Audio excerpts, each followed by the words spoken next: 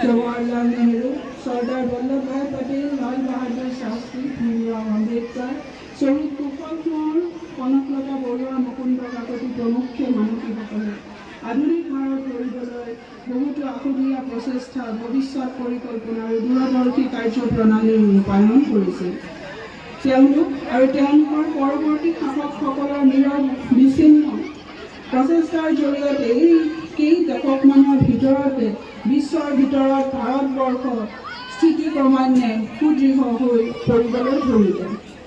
আজিৰ এই স্মৰণীয় দিনটো হৈছে আমাৰ স্বাধীনতা সংগ্ৰামী আৰু আধুনিক ভাৰতৰ প্ৰেৰণাসকলৰ প্ৰতি কৃতজ্ঞতা জ্ঞাপনৰ দিন আৰু অনাগত দিনবোৰত ভাৰতবৰ্ষৰ প্ৰগতি পথত আগবঢ়াই লৈ যোৱাৰ বাবে সংকল্পবদ্ধ হোৱাৰ দিন।